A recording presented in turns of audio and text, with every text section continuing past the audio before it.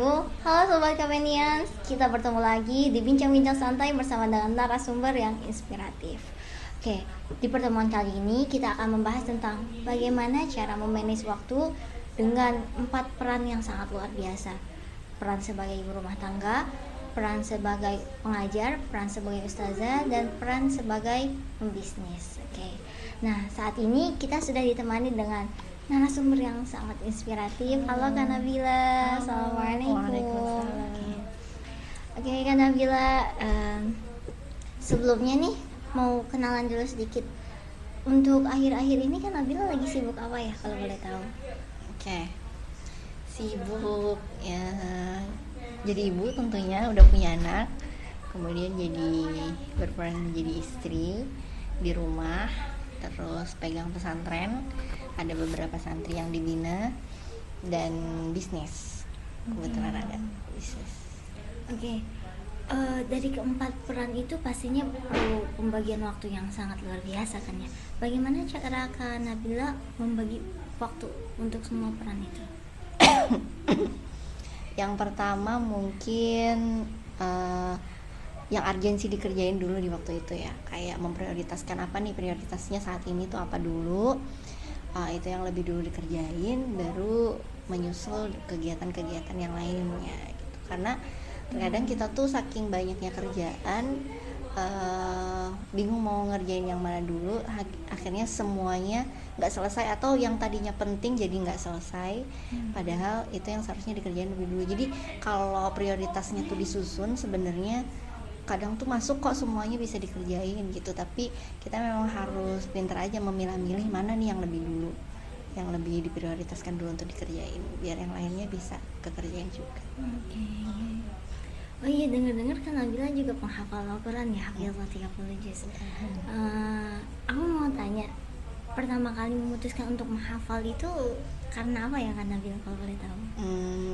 Kalau memutuskan pertama kali menghafal itu sebenarnya beranjak dari niat yang tidak tulus ya. Bukan karena ridho Allah awalnya, sebenarnya karena ingin orang tua bangga itu sih. Tapi ya kemudian setelah belajar dan melewati masa-masa ketika menghafal, akhirnya niat itu, oh ternyata kita nggak cukup ya dengan niat baik untuk orang tua bangga tuh nggak cukup ternyata gitu. Jadi harus benar-benar niatnya lillahi ta'ala. Akhirnya berubah niatnya tuh baru di tengah-tengah sih, tapi yang pertama kali memotivasi adalah pengen buat orang tua bangga. Benar sih, kebanyakan juga anak-anak yang mau menghafal Al-Quran sebenarnya mau bikin orang tuanya bangga sih. Oke, wah. Kak Nabila ini kan udah menjalani 4 peran nih, sebagai ibu rumah tangga, sebagai pengajar, sebagai pembisnis, sebagai penghafal Al-Quran juga bahkan kan. Nah, pastinya kan dari keempat peran itu 24 jam itu serasa kayak nggak cukup gitu kan ya. Tadi udah dibilang sama Kak Nabila kalau misalkan mengerjakan yang prioritas dulu gitu-gitu. Tapi kalau misalkan buat murojaah itu kan Nabila punya waktu khususnya gitu nggak sih? Apakah itu habis subuh atau setelah anak tidur nih baru murojaah gitu? Atau gimana Kak? Murojaah ya. Sebenarnya murojaah itu ada waktu khususnya, tapi ketika di waktu khusus tuh kita lagi nggak bisa, ya biasanya sih waktu anak udah tidur, bangun lagi setelah nidurin anak, atau di pagi hari, atau kadang waktu anak main juga dikerjain waktu itu juga. Jadi kapan bisanya, cuman dibuat janji gitu, kayak janji kalau hari ini ada targetnya mau baca segini gitu. Jadi biar waktu tuh nggak kebuang gitu aja gitu. Maksudnya waktu itu kan kadang kita nggak kerasa ya, tahu-tahu udah sore, tahu-tahu udah malam gitu.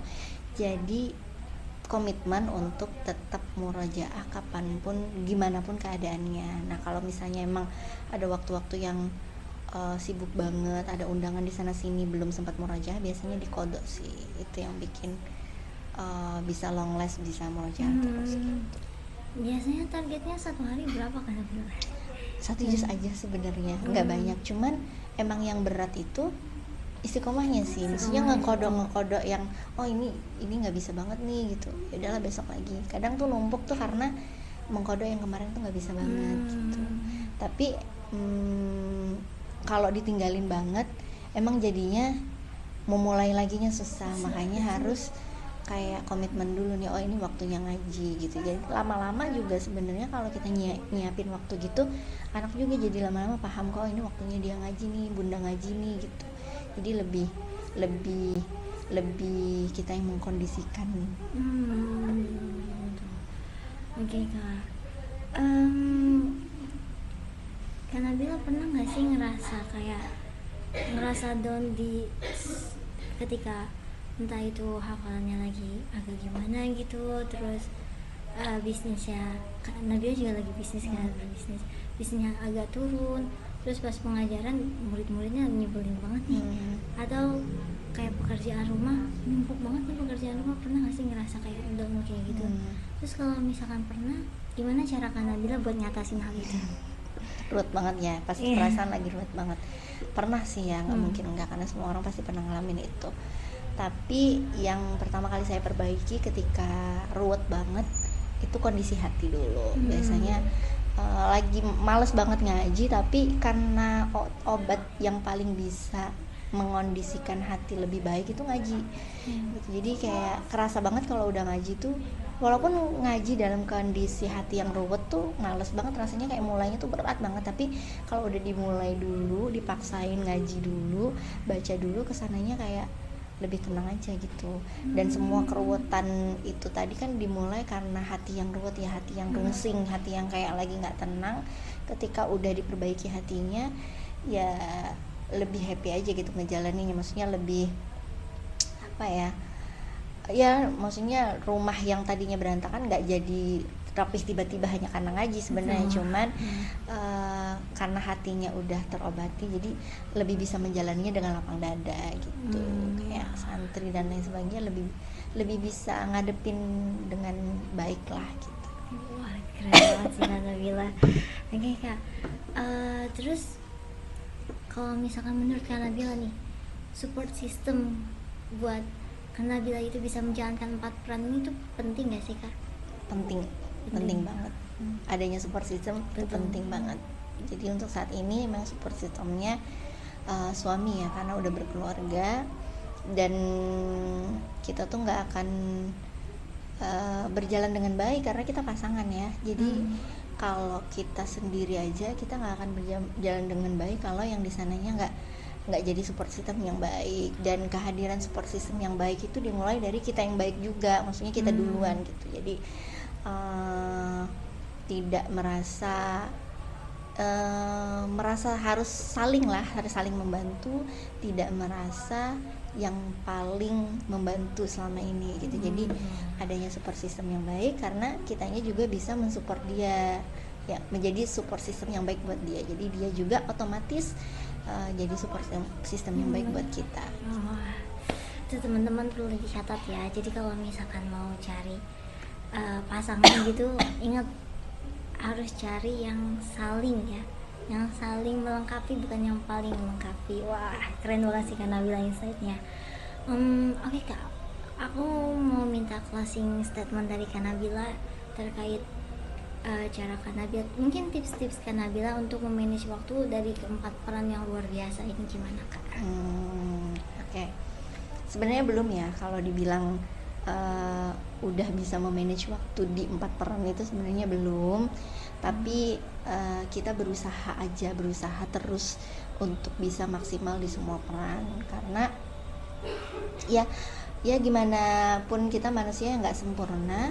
Kadang kita lagi maksimal di satu peran tapi kita kurang maksimal di peran yang lain.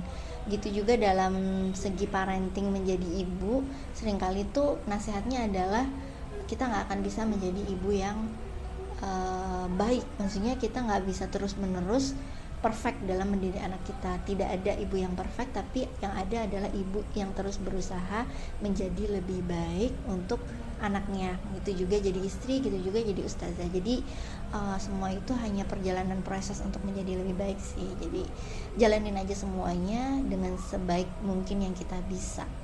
Wah, teman-teman ya, banyak banget insight yang kita dapat dari Kak Nabila ini.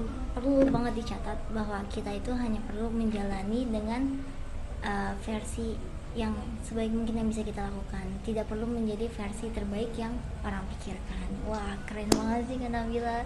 Terima kasih banyak sudah mau meluangkan waktunya untuk bisa berbagi cerita dengan teman-teman semuanya.